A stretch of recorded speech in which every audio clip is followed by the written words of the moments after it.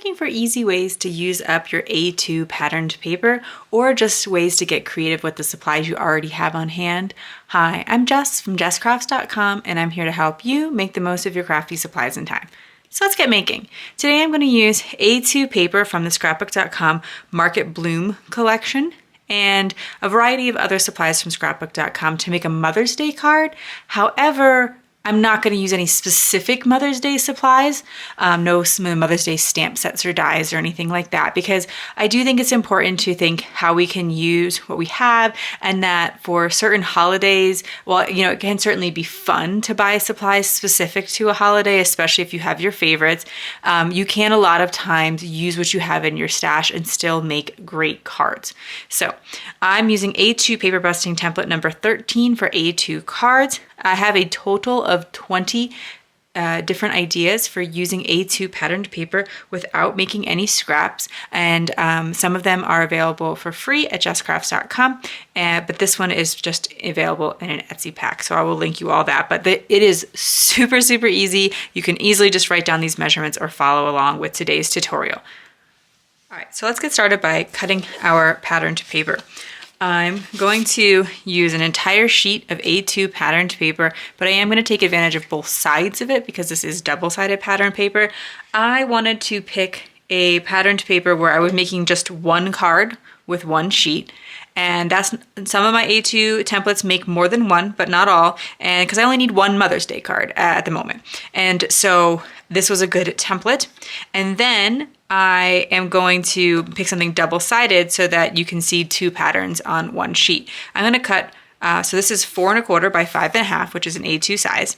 I'm going to cut 1 inch off the top, 1 inch off the bottom, and then the remaining in the center will be the 4 1/4 by 3 1/2. So when using tools like paper trimmers, please follow all manufacturer's safety instructions. I'm going to cut 1 inch, so from 5 1/2 to 4 1/2. In this case, it doesn't particularly matter if I cut them like one off the top and one off the bottom. Sometimes you might want to do that because you have something specific about the pattern paper that you like the center of it. I was kind of thinking like this paper, you might be kind of choosy about like which section of it do you like best, for example. Or there's some where like maybe you want it to line up if you put it back together. So like say this one, you maybe wanted to use it and use this all the oranges on the final card. So you wanted it to kind of look like it was back in order. And so in that case, you again might want to cut it specifically off the top and bottom. That's up to you. It's hard for me to think of like a really specific example where it would really matter if you did it in the right order with this particular paper pack, but it is just something to call attention to. I show it being cut off the top and bottom because I just think that it makes it most clear how this translates into the sketch. Okay, so another 1 inch off of that piece of patterned paper. Then we have all 3 pieces of our pattern paper.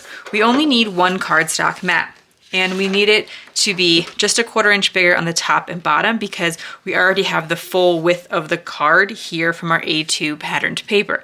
So with that in mind, I picked this patterned paper, or this cardstock from scrapbook.com, and it's their Glimmer cardstock, which has this canvas look to it, and it comes in an A2 size already.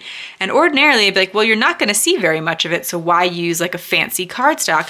But I'm going to use what's hidden behind my patterned paper to do all of my die cutting. So I'm going to get a lot of good use out of this, even though in theory a lot of it would be covered by my card. So I'm cutting this to 4 1/4, which it already is, to 3 3/4. And so you can see most of it, and I'll probably use it like this, would be covered, but we're going to take advantage of that.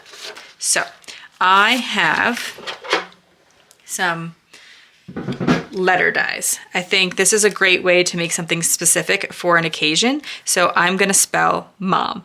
I only have 1 M. This is the scrapbook.com modern alphabet dies. I wanted to pick kind of like a large die set so that it was a prominent feature.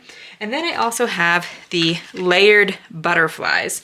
And so I'm going to take the top layer that has like the detail in it, and I'm also going to be cutting that out of this cardstock that will be covered So all this will be covered by the pattern paper, but it gives me a little bit more interest on my mat, and it allows me to have a perfectly coordinated sentiment. So I'm going to cut the MO, and this butterfly, then I will rearrange to cut the last M, and I think I'll be cutting 3 butterflies in all, so I have some choices for my card.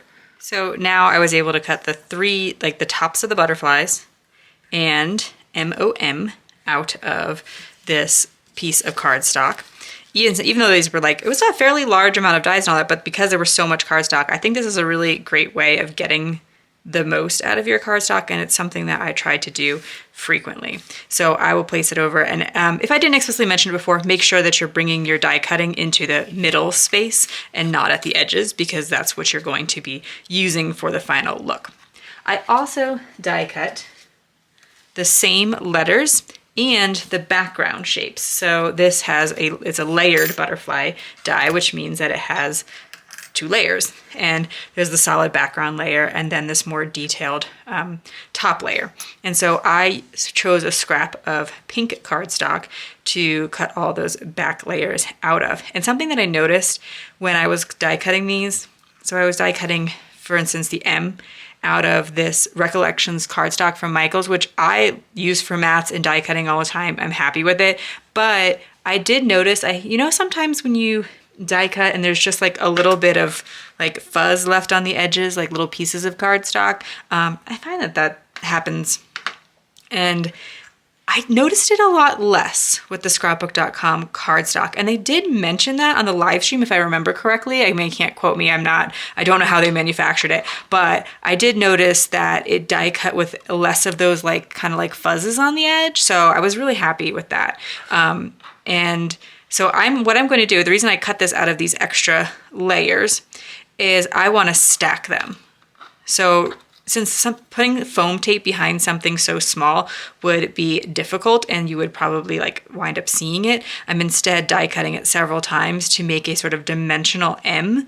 So I've used some scrap thick cardstock, and I'll glue all those layers together, gluing the glimmer cardstock on the top. And it's a little bit different of a color of pink, which it was intentional because I wanted that to be true for the butterflies. I wanted you to see a little bit of contrast between them. I'll bring that a little closer so you can see the color there. I still think that it looks great layered on top, and if anything, it actually adds a little bit of interest to have a slightly different secondary color underneath. Speaking briefly about the scrapbook.com cardstock, I did want to say that they originally sent me all the A2 cardstock in order to work with, create a video, share it with you at the time of release. I'm continuing to use it because it's really great cardstock. I really enjoyed working with it. I'm a scrapbook.com affiliate. I mentioned in my video description that I, in general, am an affiliate, and so I share affiliate links, but I just wanted to mention that briefly. You'll continue to see it on my channel because I like it. All right, let's start assembling all of our pieces. So the 1 by 4 1/4 inch strips go along the top and bottom. We're gonna wind up covering the entire card base with our pattern paper because we're using the entire sheet of pattern paper and it is the same size as our card base. Here, it was a little bit hard to put like my tape runner over this, so I could come in with my glue as well, especially because even if it like comes out the sides of this, it's not really gonna matter. All this is gonna be covered up. I use my scrapbook.com Artiste glue to glue all of my layers of die cutting together as well. And I think many of you can imagine that you could do the same idea for Father's Day or a specialized birthday card, spelling, dad, someone's name, some other, again, obviously for Mother's Day, you could be making a card for your grandma or your aunt or somebody who just has like as a mother figure in your life. So maybe this isn't the perfect idea in particular, but there's ways you could adapt it to other names and that kind of thing as well. And so I'm layering my, this is like this one, I was talking about like how you would cut the 1 inch strips. I think something that if I had been paying closer attention, I would have thought of is here, there's a partial stripe of these dots. And then here, there's a complete stripe of these dots. And my preference would have been for for them both to be complete or both partial. And so I could have paid attention to that when I was cutting the 1 inch bits off the top and bottom to see if I could make them a little bit more the same. but I didn't. So I'm gonna work with it. It's not a big deal, but it's just, again, we were talking about like why might it matter how we cut it. And the pink matte is really subtle there, but the shimmer I think really adds to it. And then we can start arranging our letters. I thought spelling something on this, because there is that kind of grounding of the dotted stripes across, it would help me to make sure that I lay them down correctly. But it also could create the challenge of you have to lay them down correctly, or it's gonna look a little bit less, it's more likely they will look crooked than if you hadn't had something with the stripes. And then I have also my layered butterflies. And so thinking about how else you would use this, you know, thinking about when you go to make a card for somebody, what are things that they like, regardless of what is typical for the occasion. You know, we can use Easter bunnies, like bunnies and chicks for Easter, but we don't have to. We could use butterflies and flowers depending on the person that we're creating something for. Or, you know, with birthday images, we can use like cake and presents and that kind of thing, or we can just pick something that the person that we're giving the card to likes. It doesn't always have to be as traditional. And so I generally think it looks good to have, and my mom likes pink and butterflies, so there's my inspiration.